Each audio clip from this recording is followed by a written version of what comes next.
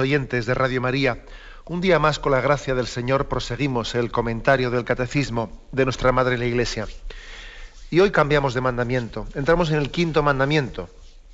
Estamos en la tercera parte del Catecismo, quiero recordar. El Catecismo tiene tres partes, la primera parte referida al credo, la segunda parte del Catecismo referida a los sacramentos y a la liturgia, la tercera parte referida a los mandamientos, a la moral, es en la que estamos, y la cuarta parte es de la explicación del Padre Nuestro y sobre la oración.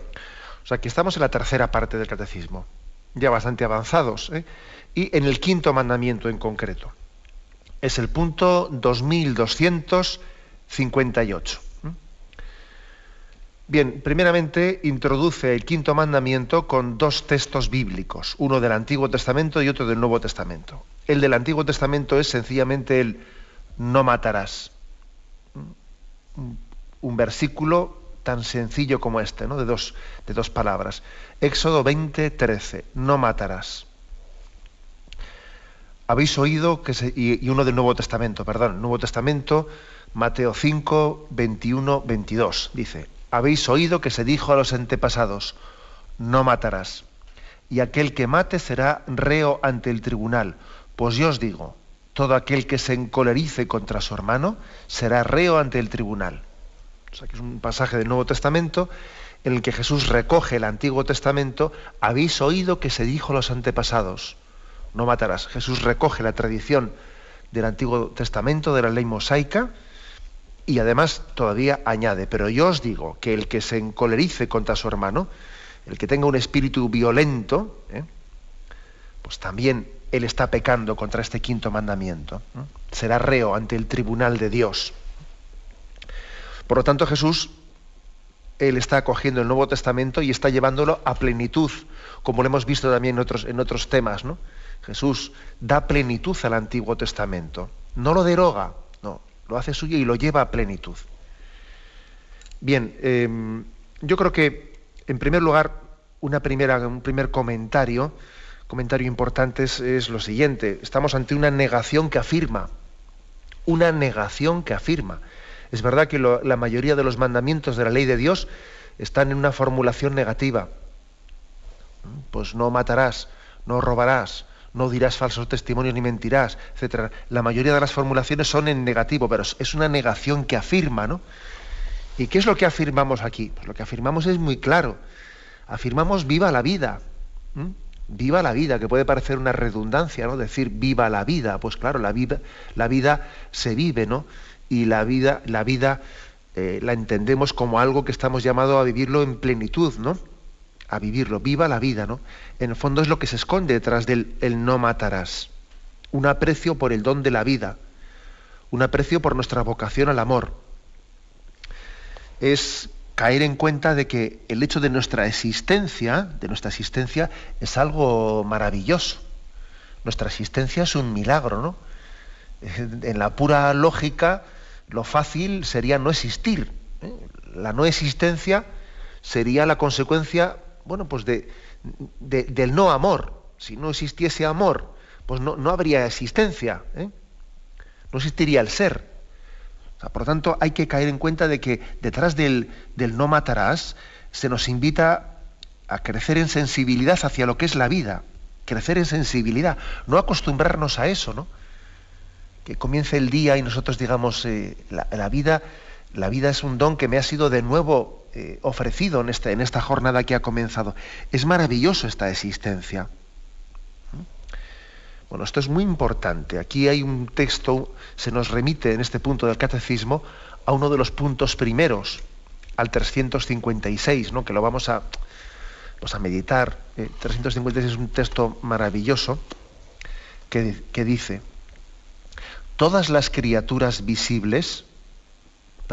de todas las criaturas visibles, solo el hombre es capaz de conocer y amar a su Creador. Es la única criatura en la tierra en la que Dios ha amado por sí mismo. Solo Él está llamado a participar por el conocimiento y el amor en la vida de Dios. Para este fin ha sido creado, y esta es la razón fundamental de su dignidad. Bueno, es decir, que es un texto que, en primer lugar, después de habernos invitado aquí al catecismo a que no nos acostumbremos nunca a lo que es la existencia, todavía se enfatiza más que la existencia del ser humano, a diferencia del resto de la creación, pues todavía le da una dignidad especial. Solamente el hombre ha sido creado a imagen y semejanza. Solamente nosotros tenemos la capacidad de tener una relación personal con Dios. El hombre ha sido creado, dice, ha sido amado por Dios por sí mismo. El resto de las criaturas han sido amadas por Dios, claro que Dios las ha querido, pero las ha querido en función de nosotros, en función de ofrecérnoslas, ¿no? Para que sean para el servicio del hombre, para todavía adornar más la relación de amor que Dios tiene con nosotros. El resto de la creación, sí, Dios la quiere, pero la quiere como para ofrecérnosla en regalo. Esto para ti, porque te quiero. Esta es la lectura, ¿no?, que hace la revelación de lo que es la creación. Bueno, como imagináis, ¿no?, como podéis suponer, digo que aquí detrás del no matarás hay un viva la vida, un viva la vida que tenemos que cultivar mucho. Tenemos que cultivar mucho. Tenemos una cultura muy proclive a ser poco agradecida. Me llamó la atención que no hace mucho fallecía en París Sor Emmanuelle, pues una religiosa pues muy popular en Francia, que durante muchos años, además ha fallecido casi centenaria, casi ya iba a cumplir 100 años. Y ella, bueno, tuvo un funeral en que estuvo presente toda la Iglesia francesa. Ella había estado durante muchos años en países musulmanes viviendo la caridad, y en los últimos años en Francia estaba toda la Iglesia francesa en aquel funeral, e incluso también el gobierno francés. Era una institución, una religiosa que era pues un símbolo de la caridad, ¿no? Una especie de Madre Teresa de Calcuta francesa. Bueno, pues hubo providencialmente un periódico francés, Le Figaro, había realizado 5 días antes de su fallecimiento una entrevista a Sor Emmanuelle, una entrevista. Y ella, pues, que estaba bien de salud para poder hacer esa entrevista, ¿no?, ella contaba pues cómo daba gracias a Dios por el don de la vida, por cómo había podido amar, que la vida había sido una ocasión para amar, y que esa era la razón de existir de su vida, ¿no? Especialmente en las chabolas en las que ella había vivido, pues allá en el Cairo o en algunas zonas de Egipto, donde ella había vivido una buena parte de su vida, ¿no? Y cómo ella había sido muy feliz amando y olvidándose de sí misma, ¿no?, y dando gracias por el don de la vida. Y a mí me llamó la atención que la entrevista decía: yo es que he venido a Francia estos últimos años, he venido a Francia, y yo observo que aquí en Occidente todo el mundo vive amargado, todo el mundo se queja de todo. Se queja de esto, se queja de la familia, se queja del trabajo, se queja de los amigos, se queja de todo, de la política, de todo, ¿no? Todo es queja, todo es amargura. Aquí nadie disfruta nada, aquí nadie da gracias por nada. Estamos en una cultura de la queja y de la amargura. Y esto es verdad. Y esto nos impide valorar y disfrutar el don de la vida. Es decir, la vida es un don de Dios, la vida es maravillosa, ¿no? La vida es un regalo inmerecido. O sea, cuesta mucho decir viva la vida en nuestra cultura, cuesta mucho decirlo. Parece una canción de Coca-Cola, o sea, parece algo que no es verdad, que no sale de nosotros. Claro, cuesta, ¿por qué? Porque sin darnos cuenta estamos todos impregnados, estamos todos condicionados por una cultura de la queja, de la amargura, etcétera, etcétera, ¿no? Hay mucho asqueo, hay mucha también percepción de la vida que, bueno, que aquí estamos, ¿qué hacemos? Pues ahora tiramos para adelante, existimos, ¿no? Como si la vida fuese fruto de un azar que no tiene sentido, pues vamos tirando para adelante, etcétera. Y lo fuerte del asunto es que hemos llegado, la cultura de la muerte, que está muy presente en esta sociedad, la cultura de la muerte que comenzó por dejar de reconocer el don de la vida, se comenzó por dejar de reconocer el don de la vida como algo que nos supera, ¿no? Algo que nos es dado. Cuando uno deja de entender la vida como algo que te ha sido dado, un don y el don se da y se recibe, pues ¿qué ocurre? Pues que entonces se comienza por dejar de ser agradecido y se concluye en reivindicar la muerte. Hemos llegado a reivindicar la no existencia. Esta es la cultura de la muerte. Y lo fuerte del asunto es que esto se presenta como si fuese un avance, ¿no? Un avance, es decir, bueno, el hombre ha ido avanzando y es más autogestionario y por lo tanto el hombre llega a reivindicar la no existencia, ¿no? La eutanasia o el aborto o el suicidio o me quito de en medio, ¿no? O esta vida es una amargura, ¿no? O vamos a ver si nos drogamos para intentar ausentarnos de la vida, ¿no? Que es otra especie de pecado de muerte, ¿no? Voy a intentar hacer como si no me entero de que estoy viviendo y venga y me drogo y a ver si así se pasa esto cuanto antes, ¿no? Es curioso, o sea, comenzamos por dejar de reconocer que la vida nos ha sido dada, que es un don de amor, y hemos concluido por reivindicar la muerte como un derecho. Y todo esto ha ocurrido en una lógica implacable. Es que es una lógica implacable, es como esas fichas de dominó que uno le va empujando a la siguiente y es que al final se llega hasta lo último, ¿no? Y al final es como diciendo, reivindicamos la muerte, ¿no? Del viva la vida hemos pasado al viva la muerte. El caso es que tampoco queremos verla. El caso es que tampoco somos capaces de hacerle frente. En realidad yo creo que el lema de esa cultura de la muerte no es viva la muerte. En realidad es no quiero ni mirar. Sencillamente dimito de la existencia, ¿no? Porque tampoco tengo la capacidad de mirar a la muerte a los ojos, ¿no? En resumen, que detrás del quinto mandamiento hay de ese no matarás, lejos de entenderse este mandamiento como todos los demás, ¿no? Como algo coercitivo del ser humano, hay una afirmación de que nuestra vida es fruto del amor. Estamos aquí por amor, Dios nos ha creado por amor, la vida es sagrada, como ahora vamos a hablar y desarrollar, ¿no? Nuestra vida es fruto del amor y es una maravilla la existencia. La vida es una maravilla, es un regalo del amor de Dios, ¿no? Bueno, pues esta es nuestra afirmación primera. ¿Qué tenemos que intentar hacer a lo largo de toda la explicación de este quinto mandamiento que vamos a desarrollar? Pues crecer mucho en acción de gracias. En acción de gracias, ¿no? Incluso en medio de nuestros achaques, de nuestras enfermedades, darnos cuenta de que la existencia es un don y que Dios nos la ha dado pues para que, entre otras cosas, para que seamos agradecidos, ¿no? ¿Para qué nos ha traído Dios a esta vida? Pues mira, lo primero para que sea agradecido. Luego ya veremos a ver qué más cosas la providencia me permite realizar, ¿no? Pero lo primero, voy a ser un pregonero del don de la vida. O sea, ya sería bastante que alguien dijese, bueno, ¿yo para qué he venido a esta vida? Y él dijese, mira, he venido para ser como un cartel que diga ante el mundo, gracias Señor por la vida. Ya es bastante. Ya sería, en el mundo actual, esto ya es un testimonio.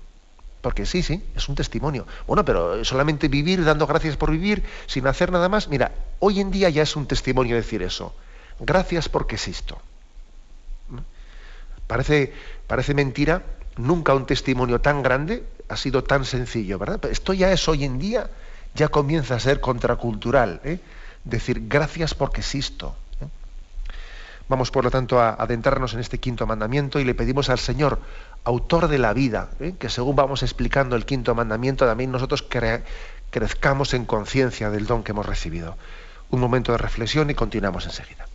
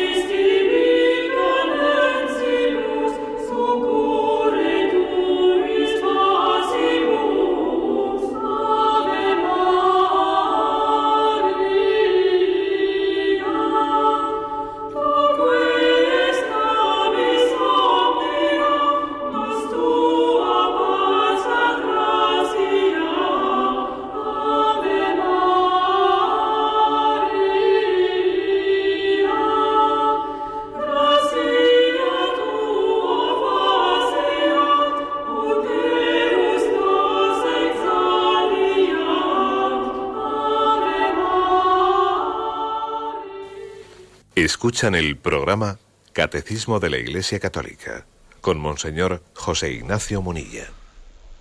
Continuamos la explicación del Catecismo de la Iglesia Católica. En concreto estamos introduciendo el quinto mandamiento. El primero de los puntos, el 2258, dice así: la vida humana es sagrada porque desde su inicio es fruto de la acción creadora de Dios y permanece siempre en una especial relación con el Creador, su fin único. Solo Dios es Señor de la vida, desde su comienzo hasta su término. Nadie, en ninguna circunstancia, puede atribuirse el derecho de matar de modo directo a un ser humano inocente. Bueno, pues la primera afirmación: la vida humana es sagrada. Sagrada. La verdad es que creo que esta afirmación que hacemos nosotros, es decir, tutelamos la vida, sustentamos el valor de la vida en la relación directa que tiene con Dios. Esto, lógicamente, un creyente no lo podrá entender. Perdón, un no creyente, ¿no? Alguien que no crea en Dios, pues puede ocurrir, deseamos, por supuesto, ¿no?, que haya no creyentes que también reivindiquen el valor absoluto de la vida.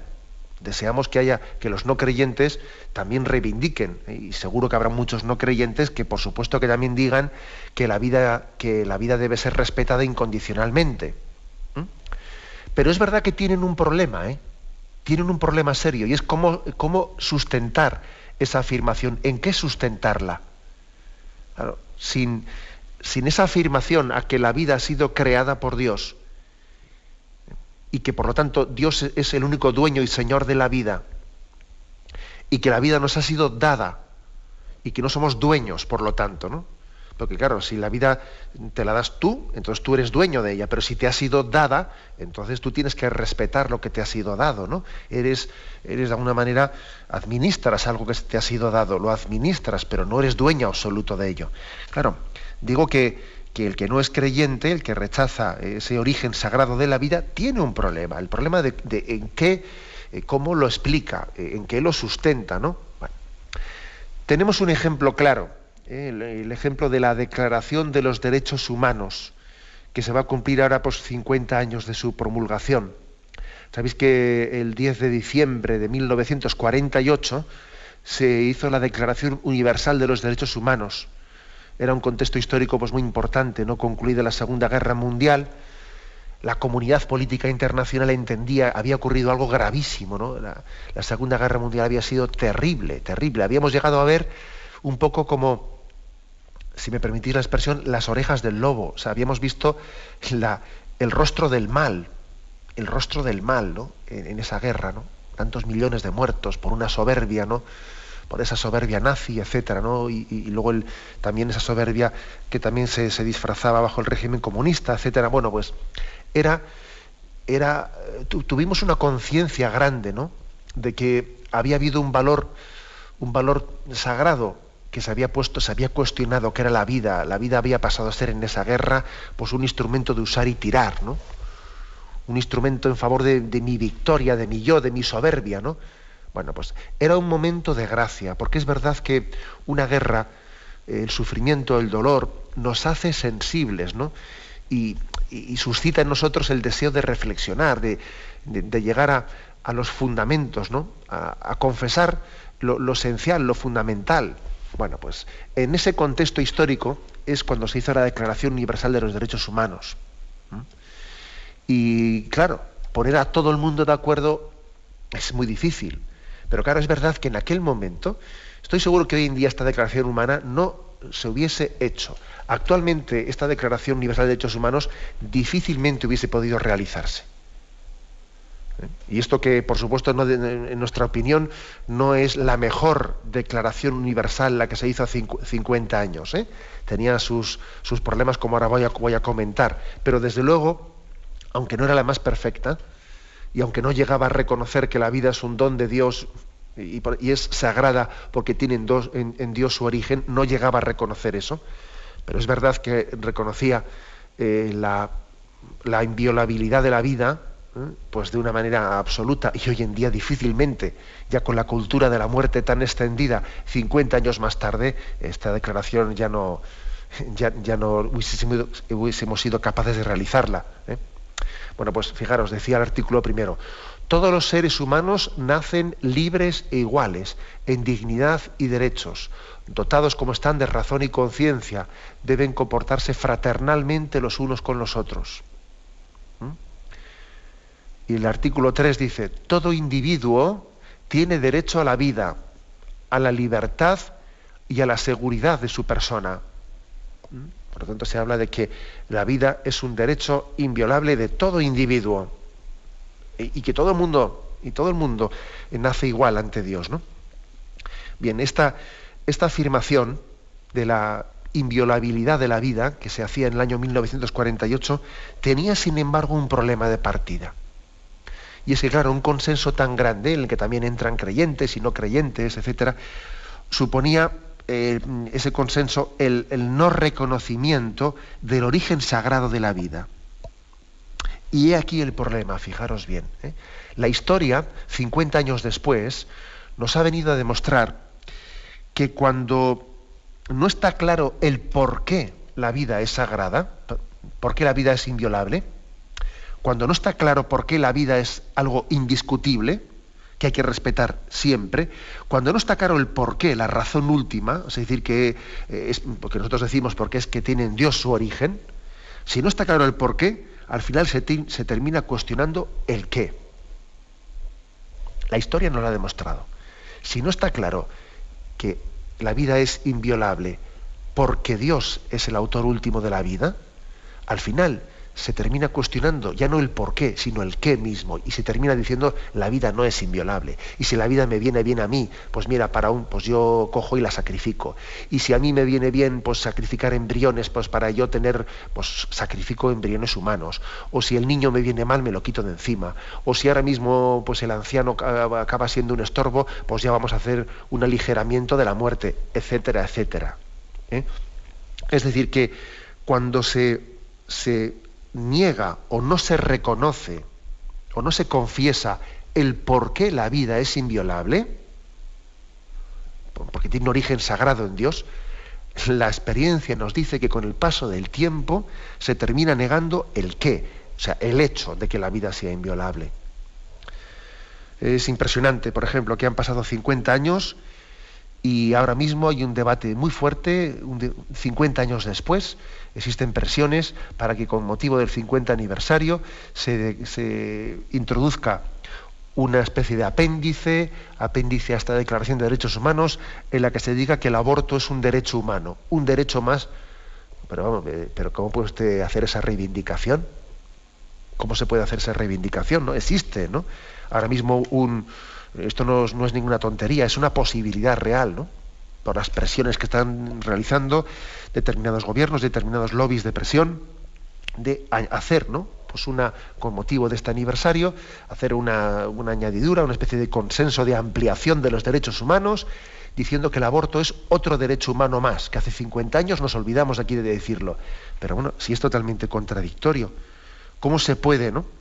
50 años después de haber dicho todo individuo tiene derecho a la vida, a la libertad y a la seguridad de su persona, ¿cómo se puede decir y tenemos derecho al aborto? Miren ustedes, si es que, claro, porque por desgracia, los principios que no son sustentados, que no son fundamentados, tienen el riesgo de ser como un globo muy bonito, de muchos colores, precioso, pero que le pones un pincho y de repente hace pum y se queda en nada. Es así.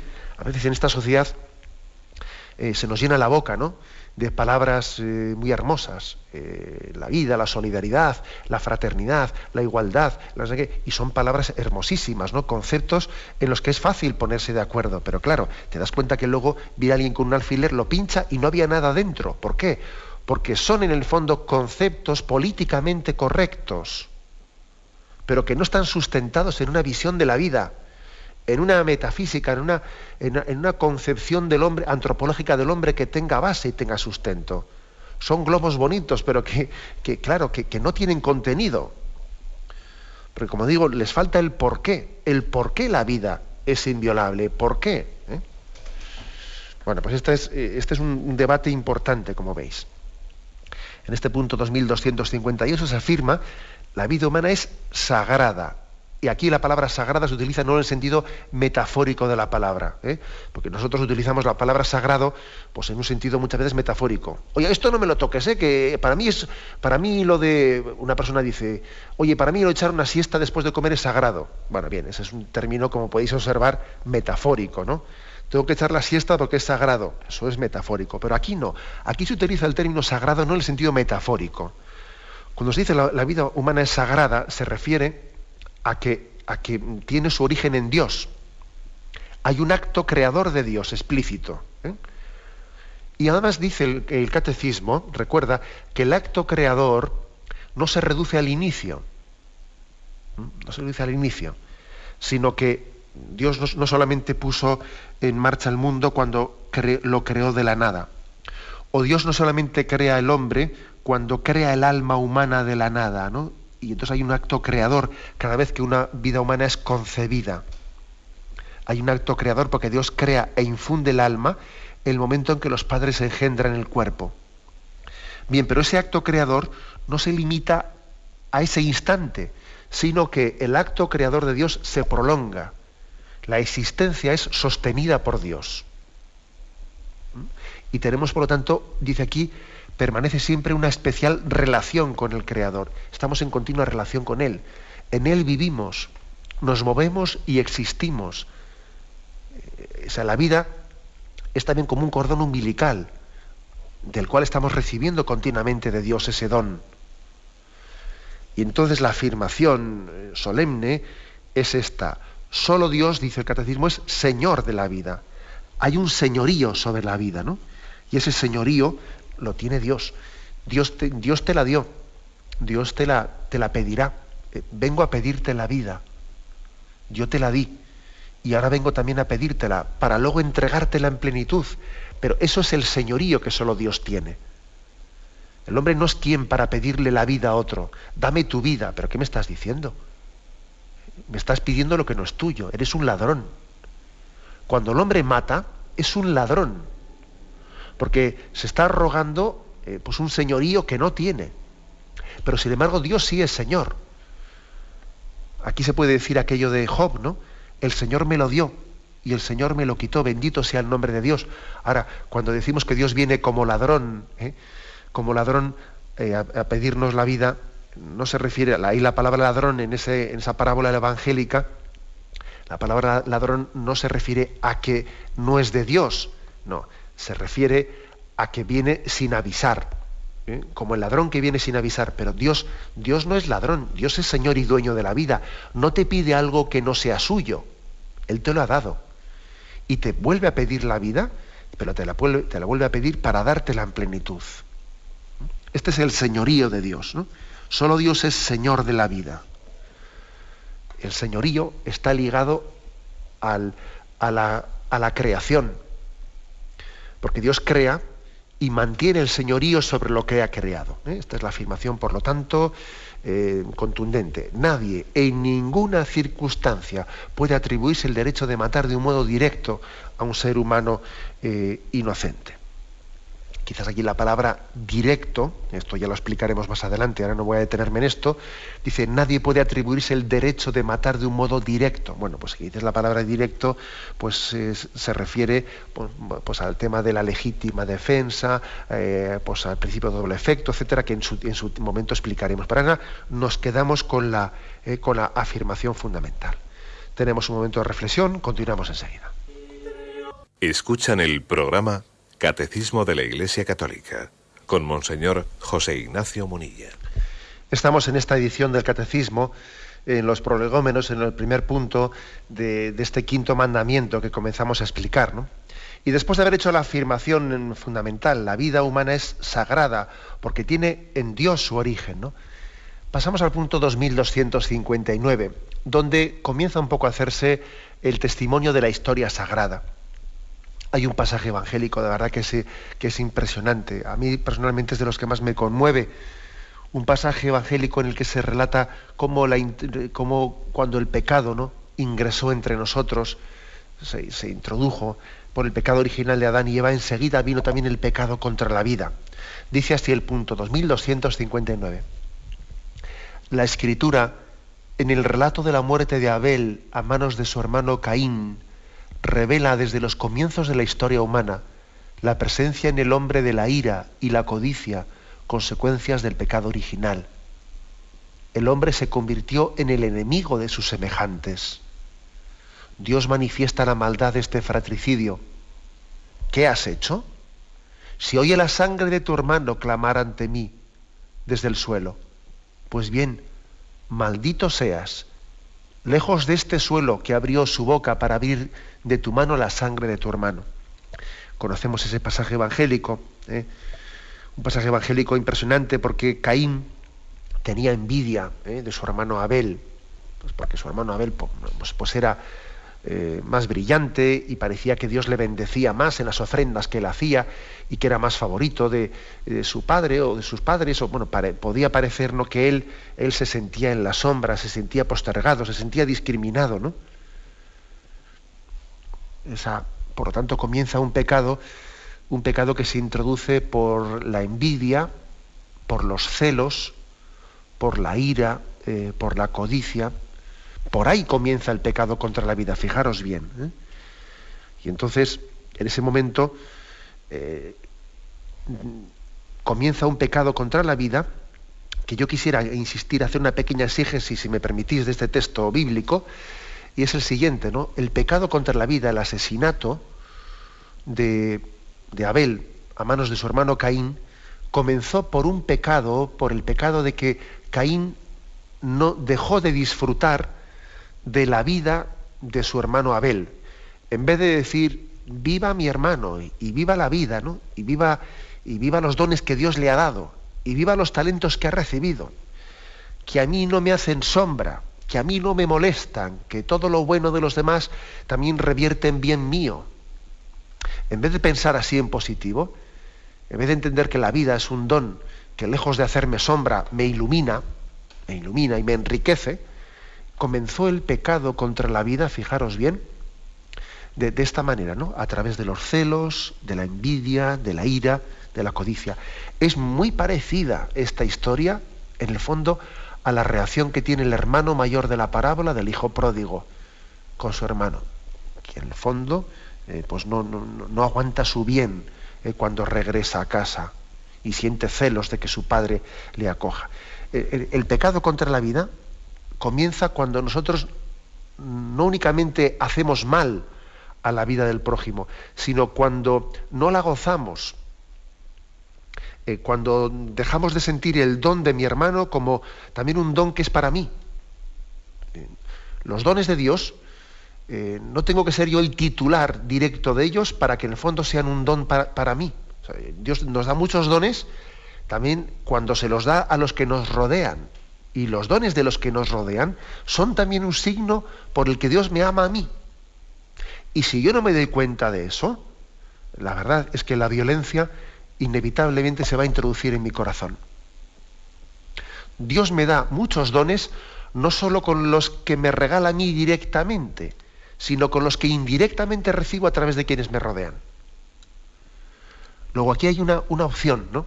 Una opción de gratitud a Dios por el don de la vida, recibida comunitariamente, no solo individualmente, sino recibida comunitariamente, o de lo contrario, pues estamos abocados a que los demás son enemigos para mí, son mis competidores, me hacen sombra, mi hermano es mi enemigo, y entonces tengo que negarle a él para afirmarme yo.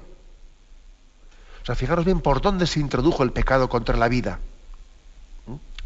El don de la vida no puede ser afirmado individualmente, no como contradistinto de los demás. No es contradistinto, es complementario, se suma a todo. Los dones de Dios se suman. Y lo que Dios ha hecho en mi hermano es también un don para mí.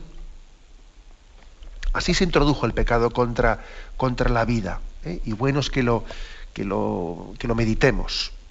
Si yo siento a los que me rodean como mis competidores, si sus dones a mí me entristecen,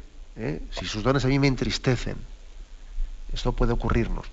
Se dice que en la India, bueno, esto me imagino que será algo, pues no sé si será cierto, bueno, o se cuenta como un cuento, pero bueno, que lo importante es la moraleja del cuento. Se dice que en la India hay un pájaro que se llama nivo, que tiene la característica de que cuando hace buen tiempo, el pájaro está triste y no canta.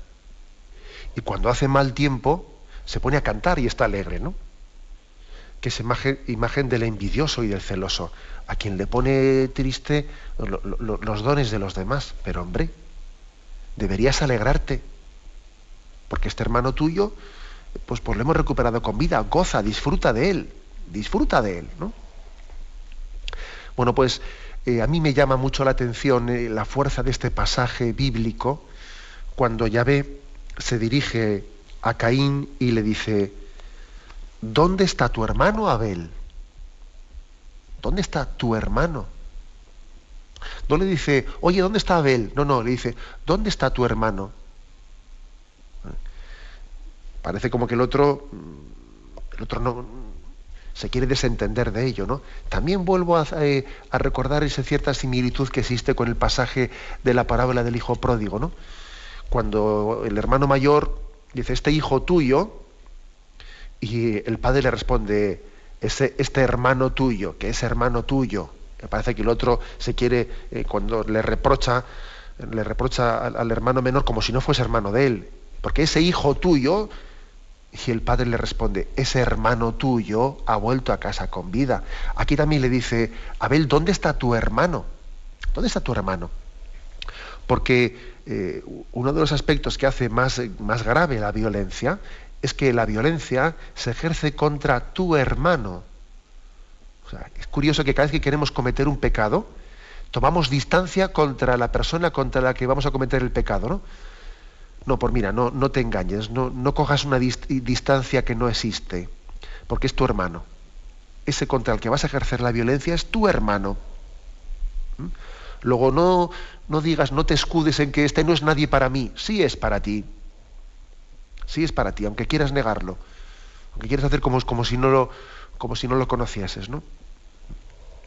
Recuerdo que no hace mucho, comentando el catecismo, decíamos también cómo solemos escudarnos en la impersonalidad, para después pecar contra el prójimo. Claro, es mucho más duro pecar contra alguien si tengo de él con él una relación personal, ¿no? Pero impersonalizo mi relación con él, para mí este no es nadie, y luego peco contra él y así me remuerde menos, ¿no? Porque parece que no es nadie. Es tu hermano. Le dice: Abel, ¿dónde está tu hermano? Y la contestación de Abel es propia de alguien que le ha molestado que le digan tu hermano. Me ha molestado. ¿Acaso soy yo el guardián suyo? ¿Tengo que estar yo siempre detrás de él? Le molesta a Abel esa relación de fraternidad que Yahvé le ha recordado.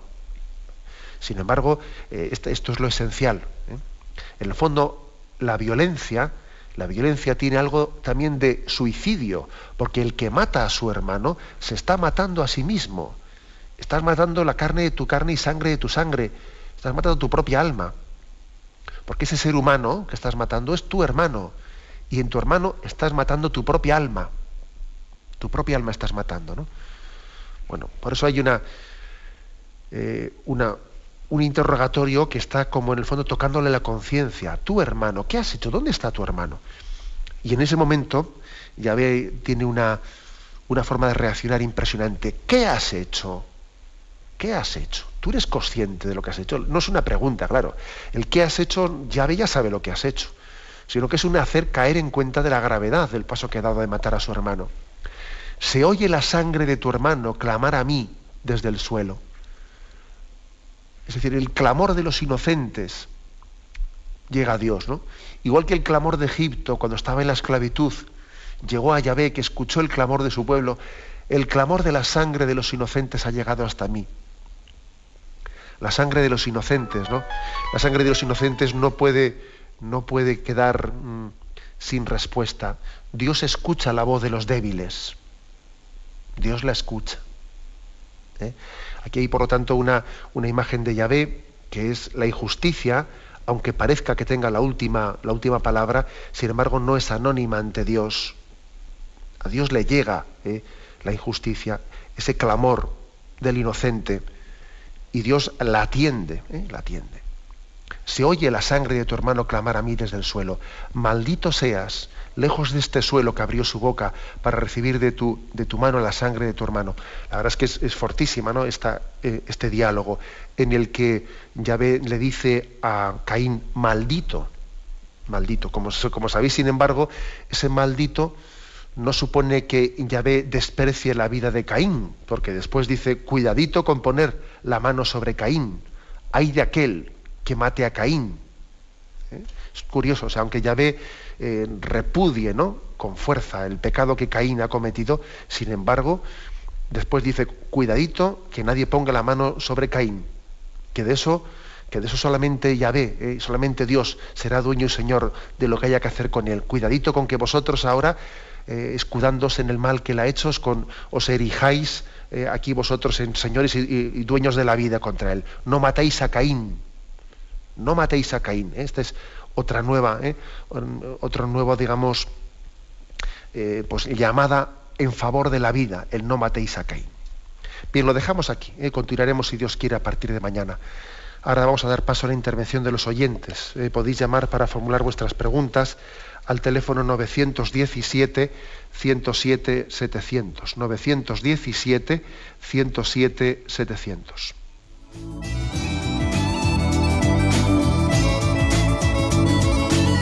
¿Le gustaría tener sus programas favoritos de Radio María en CD o DVD? Ahora es posible.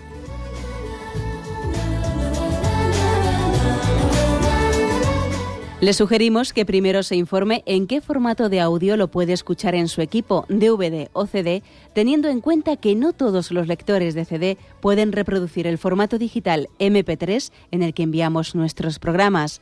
Y luego, si quiere en su casa esos programas que tanto le gustan, solo tiene que escribir una carta a Radio María, Paseo Lanceros 2, primera planta, 28024, Madrid, indicando si lo quiere en CD o DVD y cuántos programas. También le rogamos que escriba su nombre, dirección y no se olvide de facilitarnos un teléfono de contacto para cualquier duda que nos surja.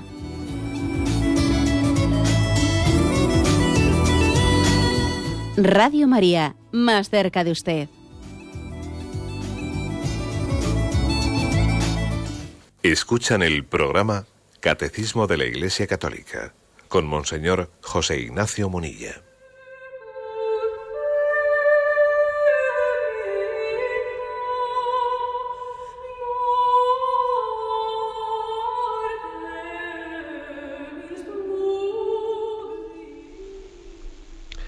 Sí, buenos días, ¿con quién hablamos? Hola, buenos días, padre José Ignacio. Le llamo desde Sevilla, me llamo Juan Bosco. Y bueno, era agradecerle también el programa que realmente pues nos ayuda mucho a la hora de, bueno, pues de saber lo que estamos haciendo medio bien o medio mal, ¿no? Y bueno, yo le quiero dar mi testimonio, pues porque soy padre de una familia numerosa. Bueno, somos padres, mi esposa y yo. Y en su día, pues tuvimos, pues nos casamos muy jovencitos y bueno, pues nos ofrecieron incluso el aborto, ¿no? Uh-huh. Y hoy día le doy gracias, pues porque en aquel momento estaba permitido, ya era el año 85, que es cuando empezó a legalizarse.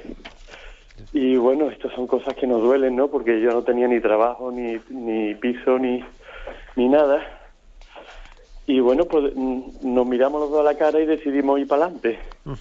Y hoy en día, pues no nos sobra, al revés, nos sobra de todo. Uh-huh. No nos falta, digamos, nada de lo material, pero lo que desde luego no nos falta es la alegría en casa. Uh-huh. Tenemos 8 hijos y la verdad es que es una bendición verlo en la mesa del comedor, que parece aquello la maestranza de Sevilla. Es una mesa redonda, nos vemos todas las caras.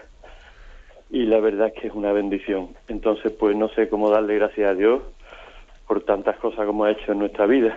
Uh-huh. Pero reconozco que la persona que llega al aborto pues sufre mucho. De hecho, mi esposa este último verano pues tuvimos un chiquitito que no llegó a nacer, fue un aborto natural. Y entonces pues la he visto durante todo un año muy triste, muy triste, muy triste. Y entonces pues eso quería yo también hacerme partícipe a las personas que estén pensando abortar, que por supuesto que recurran a otra cosa. Así que nada más, era dar esa, y por supuesto darle las gracias por la maravillosa labor que están ustedes haciendo. Muchas gracias a vosotros y por vuestro testimonio, que la verdad es que impresiona, ¿no?, escucharlo. Porque claro, uno cuando dice ahora una familia con 8 hijos, ya qué bonito, ¿verdad? Pero es impresionante ver cómo en el origen de esa familia hubo una situación, pues quizás de un embarazo que no esperaban, que eran jovencísimos, que ni siquiera tenían ni casa, ni nada, ni esto ni lo otro, que se les ofreció abortar, y en aquel momento, pues como dicen, nos miramos a los ojos y dijimos, tiramos para adelante. Es curioso, ¿no? Lo igual lo que nadie puede pensar es que en el inicio de esa familia numerosa, tan preciosa, ¿no?, que nos imaginamos la escena, ¿no?, de esa familia con los 8 ahí mirándose a la cara, como dice la mesa redonda esa, ¿no?, en el inicio de esa historia tan bonita hubiese también un momento dramático, ¿no?, un momento de dureza en el que hay que decir sí a la vida, viva la vida. Solamente desde el acto de confianza, ¿no? Es decir, yo doy un voto de confianza a la vida, a la providencia. Es decir, no se trata únicamente de un respetar la vida en un sentido de no ejercer pues una acción violenta, no.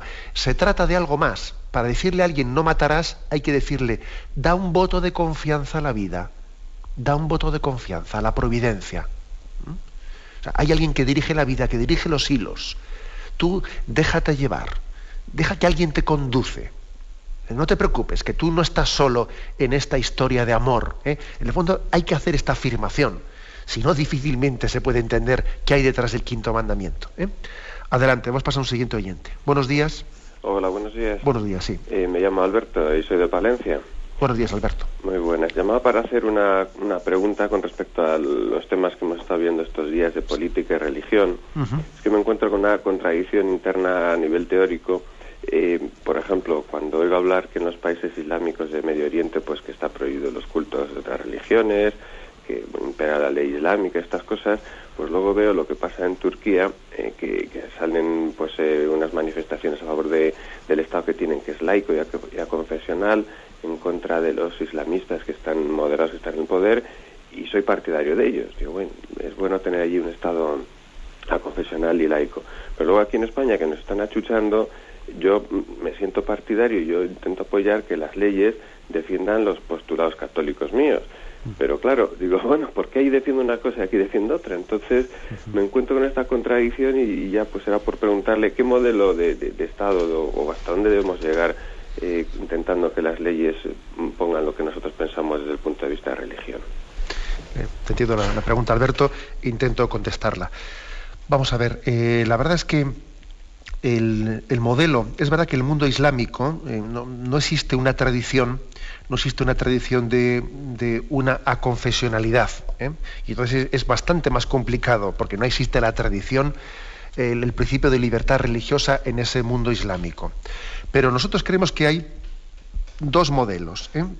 Quizás podríamos decir que el modelo ideal, digamos en teoría, en pura doctrina, pues el modelo podría ser, debería de ser, tal y como el catecismo dice, pues el que nuestro marco constitucional confiese explícitamente pues a Dios como autor primero, es decir, que tenga un marco confesional reconociendo plenamente el señorío de Dios. Ese es el marco ideal. ¿Eso qué quiere decir? Pues que en ese marco confesional se tiene que vivir el principio de libertad religiosa, en el que nadie, por el hecho de que tenga otra confesión distinta a la católica, o porque no crea en Dios, etcétera, sea discriminado por ello. O sea, puede existir un marco confesional con pleno respeto de la libertad religiosa. Ahora bien, yo creo que al mismo tiempo que decimos esto como desideratum último, también después partimos de la realidad. Y queremos que en la situación actual en la que vive Occidente de gran secularización, este no es el marco en el que nosotros quisiéramos una legislación confesional. No, porque sería irreal, porque esa legislación sería como impuesta frente a un mundo muy secularizado e increyente. Nosotros no queremos que se confiese a Dios en las leyes de una manera impuesta, sino que sea el pueblo profundamente creyente y católico el que él desde abajo arriba vaya haciendo unas leyes cristianas, ¿no? Por lo tanto, lo lógico es que en este contexto nuestro exista un marco, digamos, no confesional, un marco no confesional o de una laicidad positiva, como se llama también de otra manera, y en este marco, lógicamente, se hagan unas leyes que, aunque no sean explícitamente confesionales, sean respetuosas de la ley natural, que en el fondo detrás de ella está la ley de Dios. Por lo tanto, que aunque en este marco no se confiese explícitamente la ley de Dios, sí desde un marco aconfesional o aconstitucional se esté respetando en última instancia la ley natural. Esta es la distinción que yo haría. No sé si te he liado mucho, pero vamos. Damos paso a un siguiente oyente. Buenos días, ¿con quién hablamos? Buenos días, soy Margarita. Buenos días, Margarita. Vamos a ver, lo primero darle las gracias por su programa. Y lo segundo, pues decirle que estoy visitando a personas mayores en una residencia. Y claro, ya están muy viejitos y con algunos con la cabeza muy mal, pero los que tienen la cabeza lúcida, pues todos te dicen que qué hacen aquí. Y es tan difícil el explicarles que su vida tiene valor, que no sé, me gustaría que de alguna manera rezara por ellos y además que nos dijera cómo se lo podemos explicar. De acuerdo. Pues la verdad es que yo también he escuchado muchas veces de algunos ancianos esa expresión, ¿no? ¿Qué hago aquí? Yo creo que hay que transmitirles muchos a ellos pues un acto también de confianza en la vida, en la providencia. Mira, si el Señor te quiere aquí en este momento, seguro que tiene designios importantes ligados a ti o a usted, ¿no?